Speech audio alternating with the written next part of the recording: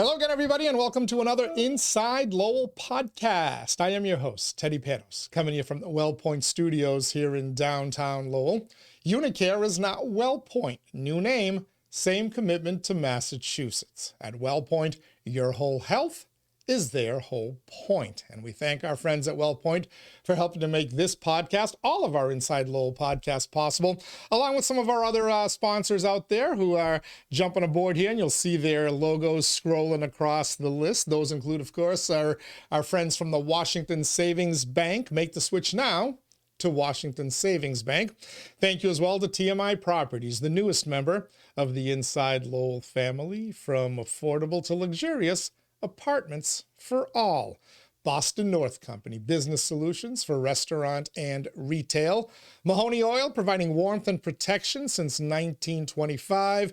Francis E. Preventure Insurance, the agency Greater Lowell has counted on for over 41 years.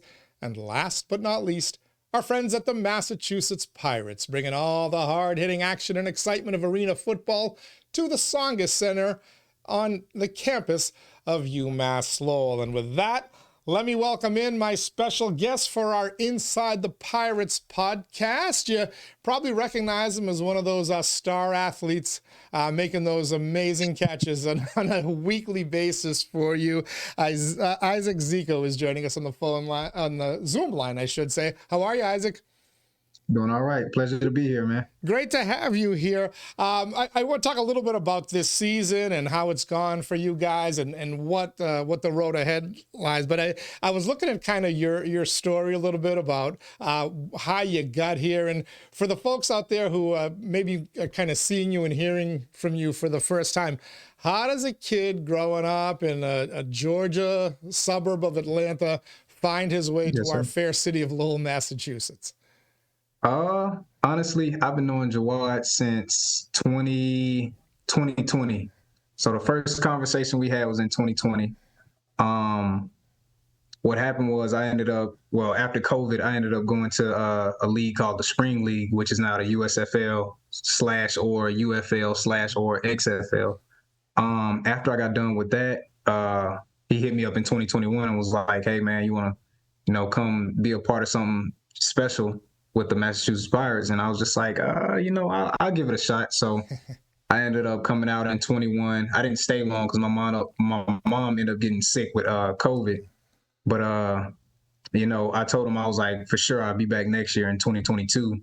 And then I ended up coming back in 2022, 2023, and in this year. So here I am now. You had a hell of a season last year. What was it, 75 catches, if my memory serves? I'm gonna be honest, I don't even know exactly what the numbers were, but I think if you include playoffs, I ended up finishing with 87 catches, I believe. That's quite an impressive number. I know you guys have a lot of talent in the receivers room, which I want to talk about. But the Pirates' all-time leading receiver is your partner there, T.O., Thomas Owens. You keep up at this pace. You may displace your buddy from that records listing. Do the best I can, man. I promise. So before you kind of found your way into professional football, a couple of things jumped out at me about your background. You, like a lot of your teammates, you've done, the Canadian Football League and arena football or UFL, USFL, trying to keep that professional gig going for as long as possible. But it was your college time which stood out to me. You went the junior college route, but you didn't do any junior college. You chose a military junior college. What the heck were you thinking? You could have gone. All you had to do was play football. You actually went to a school where you had to study. Yes, sir. Not my best decision, but I mean, I'm glad I did it. It made me a part of who I am today. I mean, I had other offers, but that was my most, I say most sophisticated as far as going somewhere, gaining something that most people wouldn't be able to gain, and that's to be able to accept the little things in life.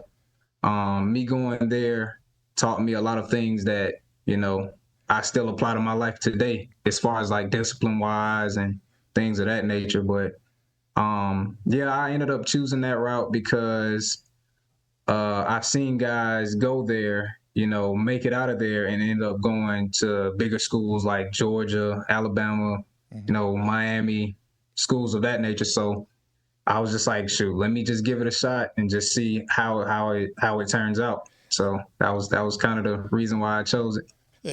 Football people like to say that their sport more than any other resembles the military, right? You need Yes. the discipline and everybody working together. They even use terms like blitz and bombs and whatever. But Yeah. I would Yeah. imagine after surviving, it was at Georgia Military College, that It was tough. discipline required from an NFL coach must have seemed like a breeze for you, right? Oh yeah, yeah. Anything up until, well, anything after that point was easy.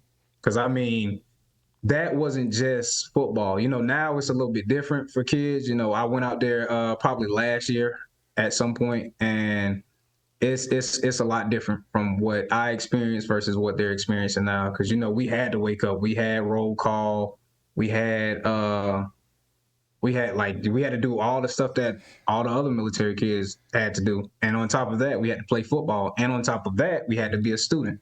So it was just like, just had to stay on the top of your game at all times. Yeah, I think it tells me a little bit something about your character and how driven you are. Yes, sir. That you didn't shy away from that challenge. You already faced it. And then, of course, you ended up going to Purdue, Big Yes, sir. Ten college football, and yet the biggest challenge for you wasn't necessarily the opposition. It was your own home fans, from what I understand, right? Yeah, yeah. What did you mean? I mean, coming from JUCO it's a lot different because at some games it'll be like 5 people in the stands. Shoot, the janitors will be cleaning up from the high school game from last night, and we're playing early Saturday morning at 10 a.m., sometimes 1 p.m. So it's just like, I wasn't used to playing in front of 30,000, 40, 50, even 60,000 people. Like my senior year, we played at Nebraska, and it's 88,000 people. I mean, I overcame it my senior year rather much than my junior year, but my junior year was more so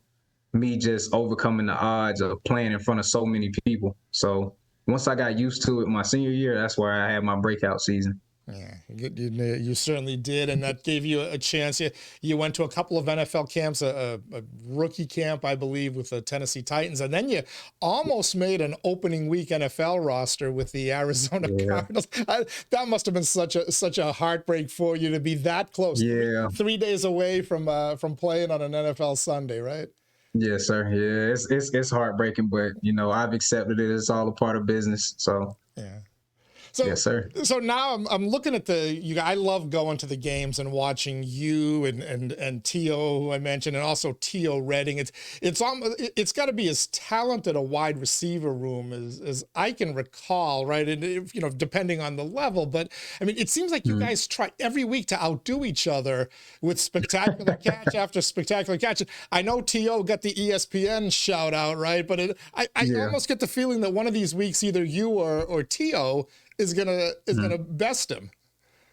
Yeah, I mean, we try our hardest to make it, as competitive as we can. Knowing that T.O. has basically all the records of the team, we try our best to make him play his best game on top of ourselves playing our best game. So each opportunity we get to make a huge play or outstanding catch, we try to do it to the maximum of our abilities. Yeah. It almost feels like your quarterback, whether it's Alejandro or Connor or anybody, is almost doing what we used to do as kids, like trying to make it as difficult as possible. And you guys go up and make the catch. It's amazing to really see that skill level, knowing somebody's going to come in and try to give you a pop and throw you over the boards to boot. Right? Yeah, very true, very true.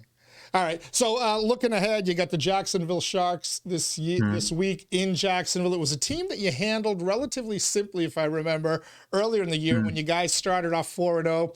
You've hit a rough patch. What's the focus in the locker room now? How do you turn this around and kind of get yourselves into the postseason and then be playing your best if and when you get there? Honestly, I just believe that we need to just believe in one another. Believe that each person, when it's their time, when their number's called, they're going to make the play. We just got to believe in the coaching staff. We got to trust the process. You know, it's all a part of the little things, in my opinion. You know, the little things that goes unnoticed that we don't really harp on.